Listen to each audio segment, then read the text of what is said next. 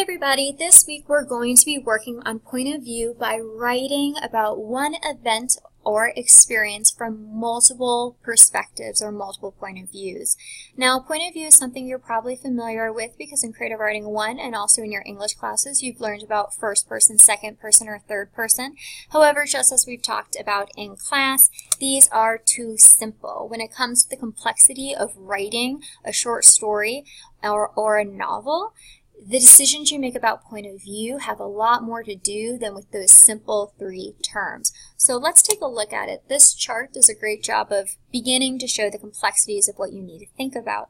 It focuses in on first and third person, and that's what I'd like for us to focus on. Second person is very difficult to do well, unless you have a great vision about what you want to do and run it by me. We're going to stick to first and third person. So when you're deciding what type of point of view you want to use, you want to go through this thought process and think about what's going to best serve the type of story you're writing. So in first person, we know that you use I, me, we, and us, and that allows you to get into one character's head in a very deep and thorough way. It allows for a lot of psychological development. It creates a character, one character that readers get to know very well. The limit is that it's just one character. It's the first person, and therefore everything is through the lens of their eyes. And now the question you have to ask yourself, is a major character telling this story? Let's start with the no. So for instance, if you've read The Great Gatsby, you'll know that Nick, even though he's a pretty important character, he's a minor participant in the story itself. The story really revolves around Gatsby and Daisy and Myrtle and Tom and all the stuff that happens amongst them, and he's kind of an outsider looking in. It's actually quite distant.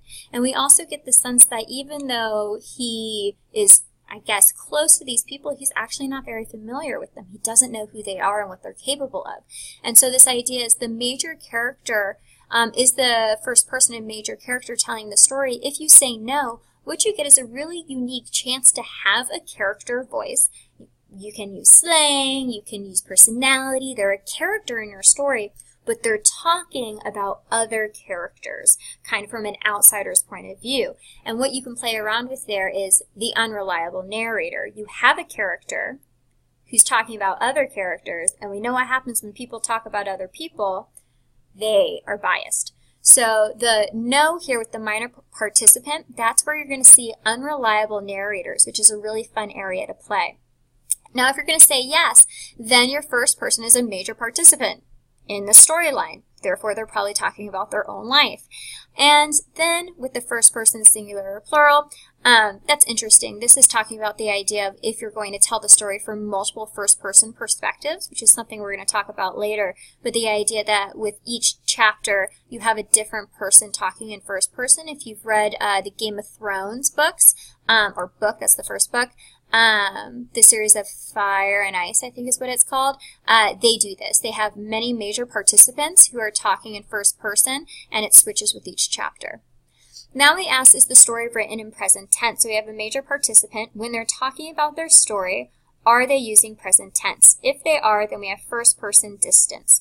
If they are not talking in present tense, then we have first person close. And now this is a general rule of thumb. I've seen present tense first persons where it is close and vice versa. I've seen past tense first persons that are distant. But this is a general rule of thumb. And what this does is the distant versus close, think of it as the scope of a movie shot. So when you have a first person present tense, things are happening in the moment, and therefore you have to pull out because the narrator is figuring things out as we go, and therefore they can't get into as much like nitty-gritty detail. They're not as zoomed in on what's happening because they're still trying to figure things out. When first person stories are told in past tense, the narrator has had time to reflect because they're talking about the past, and therefore you get more into the thought processes, the philosophy, the reasoning, the details of what they're thinking. And also, again, it gets more unreliable because it's being told through the memory of the narrator. So that's first person and all the decisions you have to make. Do you want them to be a major participant, a minor participant? Do you want it to be in present tense or past tense? Do you want it to be distant or close? We've also talked about, do you want it to be familiar or unfamiliar? Now we go to third person, which is the he, she, they. Now, do you know what any of the characters are thinking? If you say yes, that brings you to omniscient and limited omniscient. If you say no, that gets you to familiar observer and objective observer. Let's start with yes. So with yes, do you know what most of the characters are thinking 3 or more? If you say yes, that's omniscient. If you say no, it's limited. With limited, I usually just say 1 character, but I understand what they're saying by 3. And we'll look at that in examples. Now, if you have an omniscient third-person narrator, that's going to be distant. That's because omniscient third-person narrators are like God. They are looking over the entire world and they know everything, every thought, every background, every fear, every wish, every desire, every mistake, everything about every character. And therefore that creates a very distant scope because they're going to give you so much information. That's the cool part about omniscient third person. You can talk about anything that you want to. It's also a danger because you can talk about anything you want to. It's very easy to get off topic. So that's third person distant. Now, if you say limited, we have limited omniscient. What that means is that the limited third person lets you know everything about 1 character, maybe 2, maybe 3. So what that does is it gets a little closer into what's happening because you don't have to focus on so many different things. You're closer to the characters because you only have to focus on a certain number of them. It limits what you have access to.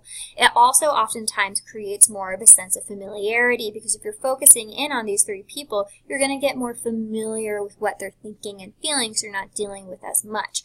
Now, the close is usually pretty consistent. The familiarity can vary. Now, if we go, no, we don't know what the characters are thinking.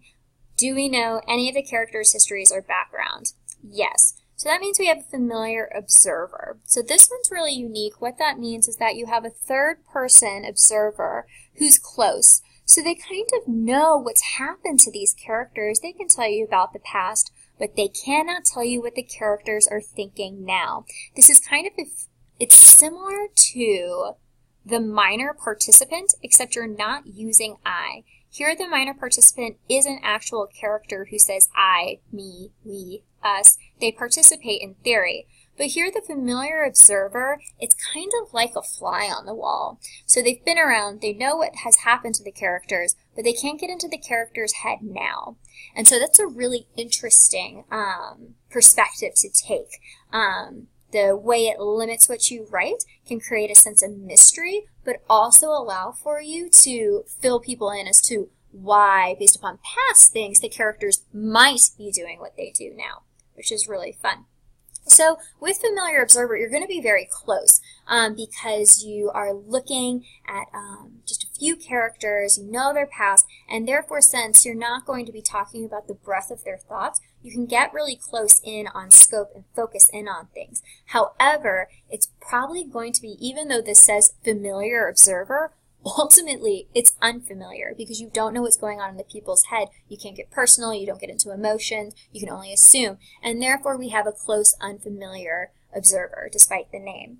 Now over here, if we don't know anything about the background of these characters, we have an objective observer. What that looks like in practice is just literally saying actions and only actions. That's it. And so if that's the case, you're going to have a distant narrator who's very unfamiliar. And that is very rarely done in writing. We will look at examples of that in action. All right. So the other one we want to talk about is stream of consciousness. That's essentially, it can be first person or third person. Most often it's first person. But it's essentially where you're in the person's head and you know every thought. It just flows from one topic to the next and you see how their thought process develops. It's very interesting. You get to understand the psychology of the person. You're eavesdropping on their mind. Very interesting. All right, so these should look familiar because we went over them in class, so I'm not going to go over all of these slides super specifically. Hopefully it'll just jog your memory of what we've talked about because what I want to get to are these examples. So here's a first person example. I could picture it. I have a habit of imagining the conversations between my friends. We went out to Cafe Napoleon to have an aperitif and to watch the evening crowd on the boulevard. This is classic first person. We get to see it through their eyes. We only know what they're thinking. We only know their view of the situation. Let's go to stream of consciousness. What a lark. What a plunge! For so it always seemed to me when, with a little squeak of the hinges, which I can hear now, I burst open the French windows and plunged in at Burton into the open air. How fresh, how calm! Stiller than this, of course, the air was in the early morning, like the flap of a wave, the kiss of a wave, chill and sharp, and yet, for a girl of 18 as I was, solemn, feeling as I did, standing there at the open window, that something awful was about to happen. So here's first-person stream of consciousness, and you can identify stream of consciousness by the rambling. It's just going on and on and on. The sentences are very long. They use like semicolons and commas, and it's just somewhat chaotic because the way we think is somewhat chaotic, but also we see the slight connections there. Now, as I said, stream of consciousness can be done in third person. We see that in this second example. It partook, he thought, shifting his weight in the saddle of metempsychosis, the way his humble life fell into molds prepared by literature. Or was it, he wondered, picking his nose, I love that, the result of closely studying the sentence structure of the English novelist? One had resigned oneself to have no private language anymore, but one had clung wistfully to the illusion of personal property of events. A fine and fruitless illusion, it seemed, for here, inevitably, came the limousine, with its very important personage, or personages, dimly visible in the interior. The policeman saluted, and the crowd pressed forward, murmuring, Philip, Tony, Margaret, Prince Andrew. So here we have the same rambling, the same thought process, the same insight into the character's head, but uniquely, it is in third person. So what the author is going to do is shift from either the limited or omniscient third person that they're using, and they'll shift from the narrative perspective and then shift into the character's mind, allowing for us to get that stream of consciousness, but also to get the benefits of other third person perspective, the benefits that that perspective offers.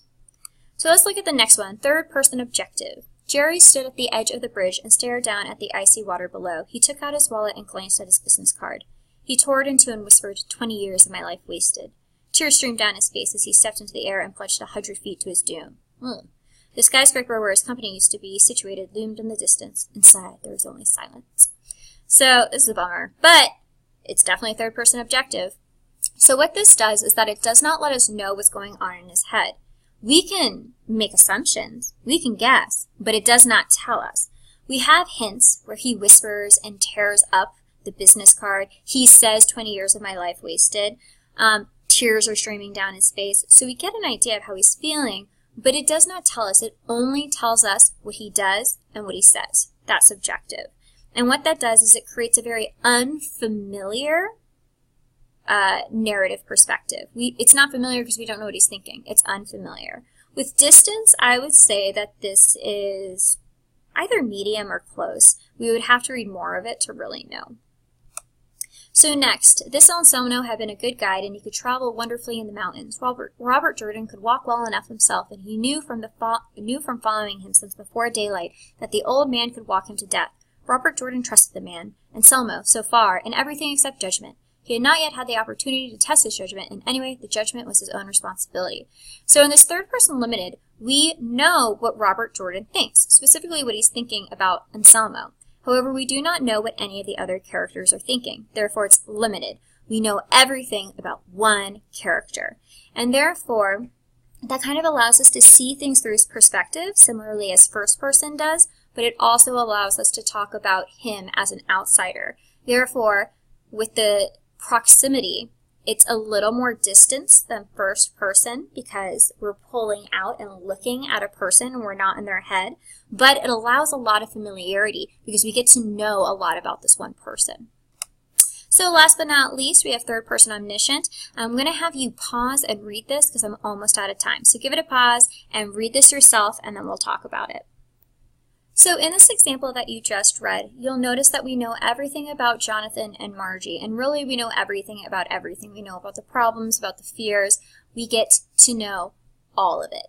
And because of that, we get to be very familiar. So this is a very familiar read where we know everything about what our characters are thinking and feeling. But again, because it's third person, the distance is a little further. I wouldn't say this is the farthest distance possible. The scope's a little closer, but I would say that it's medial because we're not inside their heads. Now let's take a look at our last example. Go ahead and pause and read this. What third person allows here is humor. Because the distance is so broad, using tyrants and cruelistic criminals, it creates this humor over something that really we would think would be told from first person, but isn't. So that's what distance allows. Thanks for watching and good luck on your project.